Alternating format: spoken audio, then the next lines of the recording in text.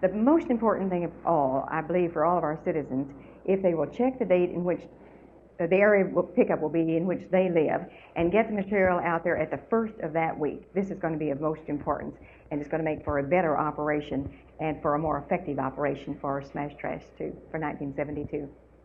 Now, we also have a telephone number established, and that number is for those persons who have any problems. We're speaking primarily of handicapped or elderly persons who need help, assistance. We have volunteers, and they will assist in getting heavy materials out to the curb. And of course, all materials must be to the curb, and that number is 336-4060.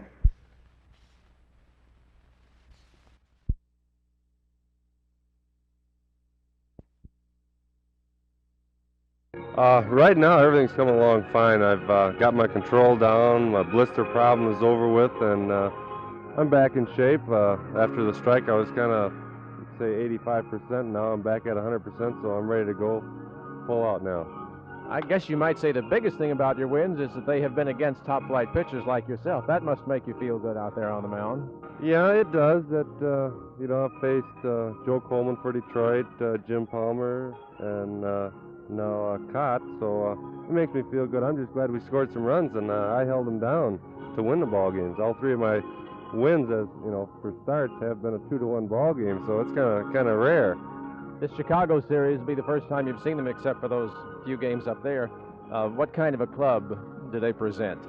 Well, I faced Chicago. I pitched them against them in the first game up there, and they beat me pretty well.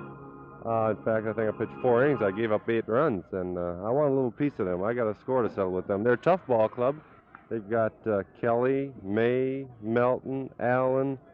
They've got these hitters, and they're power hitters, and they've got a great lineup all the way down. So you gotta battle them. They're a tough ball club. They got good pitching. They're a contender.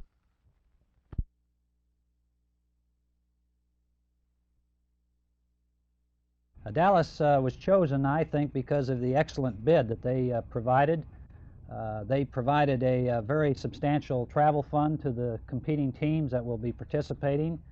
They have an excellent location. They have a very strong organization here in Dallas, and the support and the organization from all standpoints of putting on a championship of this type were apparent to the body that voted for Dallas, which is our council, Commissioners' Council.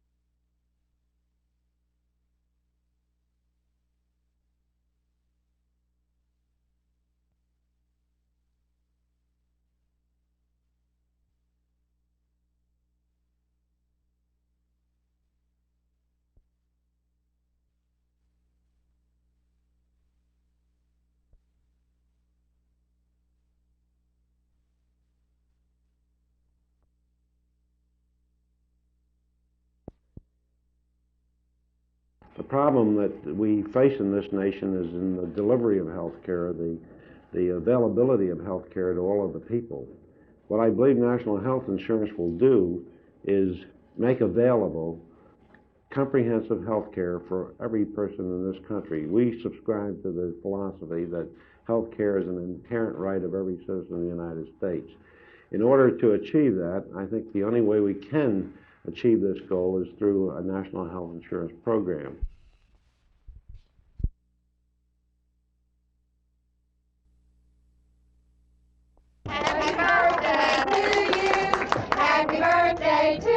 Yeah. Happy birthday, dear dog. Happy birthday to you. I'm going to have some more. Happy birthday. Yeah, fine. That's great. Happy birthday. Yeah, thank you. All right. You know, most people say that if you stay healthy and live this long, you've got to have some secret for your longevity. What's your secret? I guess just working and having a good wife. Having a good wife? Yeah. Do you ever plan to retire? Not that I know of now. I like working, and I'm still better at working. Shall I give you a kiss? How many is that today? Is that your 100th kiss? I don't know. I didn't keep track of those. That was pretty good. Martha McIntire, Channel 8 News on the Move.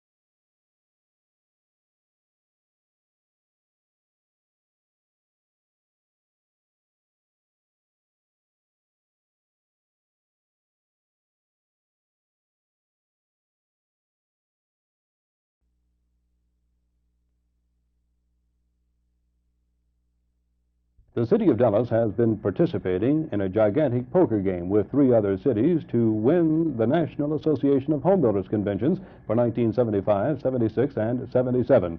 We bet $50,000 and we won $30 million over those 3 years. In Washington, D.C. on the phone, Mayor Wes Wise of Dallas and Mr. Stanley Waranch, who is president of the National Association of Home Builders.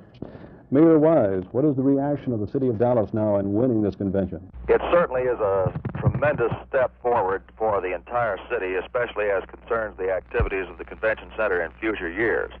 I think the fact that we, that is the city of Dallas, won the convention on a first ballot over 3 other great cities of this nation is certainly unprecedented and is certainly a great feather in the cap of our city.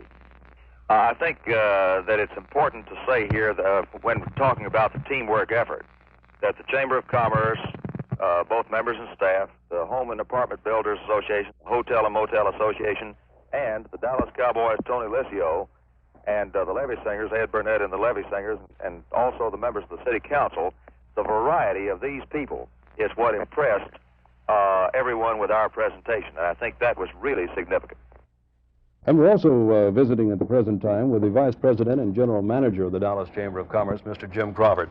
Mr. Crawford, now that we have this convention, what is it going to mean to the citizenry of Dallas? Thank you very much. The National Association of Home Builders coming to Dallas for at least 3 years and hopefully more. It's going to mean a sizable increase in our local economy. From the Dallas Chamber of Commerce, this is Jim Mitchell, Channel 8 News on the Move.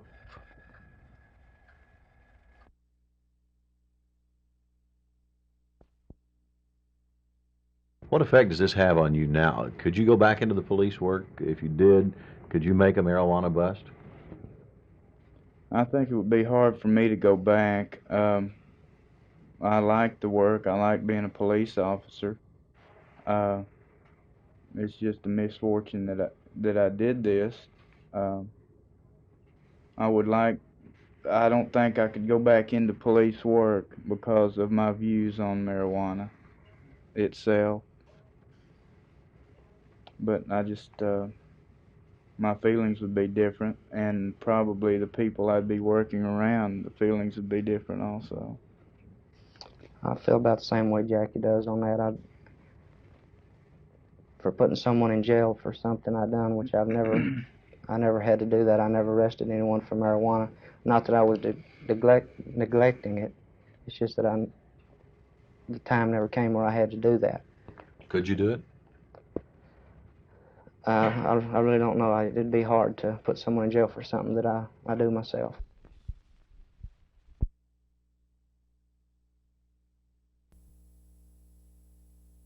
In 1970, the precincts in the 24th Congressional District voted 49.7% for Paul Eggers. A good Republican can win this district. The people in the district are conservative. If the Democrats decide to elect a man like Mike McCool, we have a tremendous chance to win. As a conservative Republican, either one of us. Because of the wide disparity in this district, how do you intend to represent everybody? I don't think everyone can represent everybody's philosophy, obviously. I don't think you can represent everybody.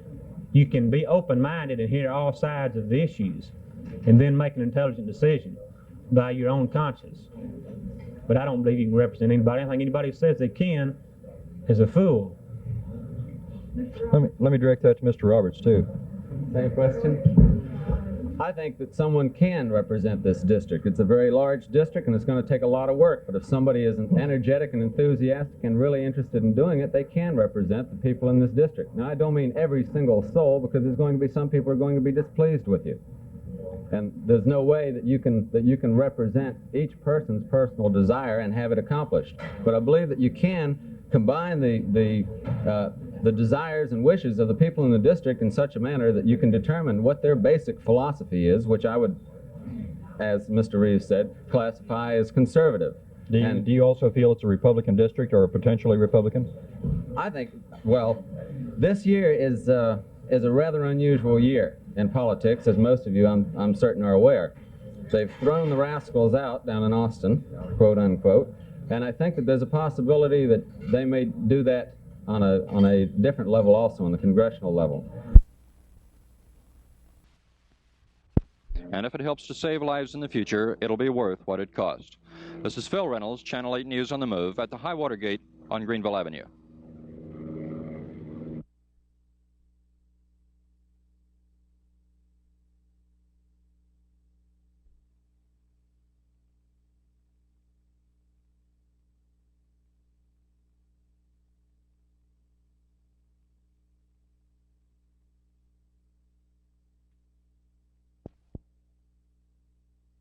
Do you think that perhaps you deserve sterner justice, so to speak, than the average person would? No, sir. I believe I deserve a fair chance. I shouldn't have anything held against me due to the fact I was a public servant. And as far as the police department is concerned, I'm sure they're upset, and they've got a right to be upset about what happened. And I surely have nothing against the police department at all. They're a fine organization. They've got a job to do, and they do it. And the part I took in it, I wasn't doing mine, so I'm in the situation I was in this morning. In the final analysis now, you just both come through a very, I presume you would see it as a narrow escape. What do you think? Is smoking marijuana worth what you went through today? Well, like I said before, I don't think it's worth going to the penitentiary for a lifetime. I've done it and I've enjoyed it, but if it gets to where you've got to take a chance of losing your family and everything you've got, it's not worth it. Well, Jackie, that's what just almost happened to you today. What do you think about now? Well, I feel thankful that we got a probated sentence. I feel lucky, and it's just I'm just glad it's over with. Glad to get it over. Do either one of you feel like it's just really an injustice that you had to go through possibly going to prison because of smoking marijuana? Well, again, it's the law, and you can't fight the law. Would you fight that law if you could? Well, I couldn't, but I'd stand behind people that would. I mean, I'm not saying that I'm not against the law, don't get me wrong. I'm just saying that I believe someone stated in court that there's 48 states in which it's a misdemeanor, whereas in Texas and one more it's a felony, and something ought to be done. I don't think a person should be put in a cage for no more than smoking a cigarette. Jackie? Well, I look at it this way, Jerry. It's a law in the state of Texas, and like Jimmy said, more states have lesser penalties for the offense, and laws that are made, it's an old law, and I think it should be changed. Decriminalize the charge for marijuana. Maybe not legalize it. I don't know if the state of Texas is ready for legalization of marijuana, but maybe make it a misdemeanor or a lesser charge than a felony or something that you could go to the penitentiary for. It's ruined a lot of young people's lives, and it just ruins everything that, you know, being convicted of possession of marijuana, your whole future. It's not worth it as it is.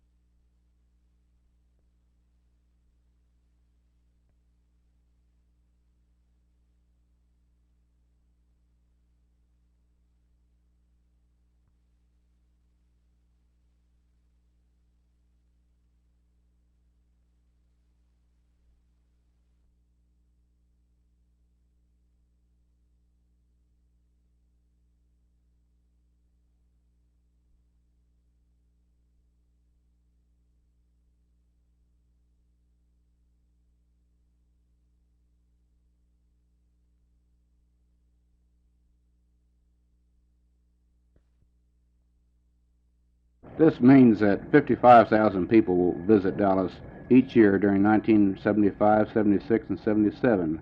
They will spend an estimated $30 million during that 3-year period, which adds to the economy of our city very much. They will also use 20,000 hotel rooms while they're here. That's each year.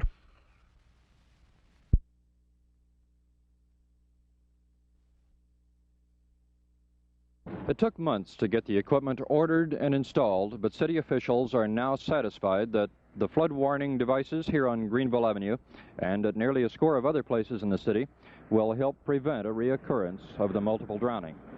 The new equipment consists primarily of a high water sensing device like this one here in the 8000 block of Greenville. Before the water gets too high, the sensing device kicks off an alarm in the city's Situation Room located in the Southeast Service Center on Bear Street.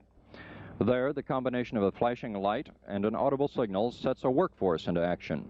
These men come to the danger location and close it off, using either barricades or the gates are already installed at several locations.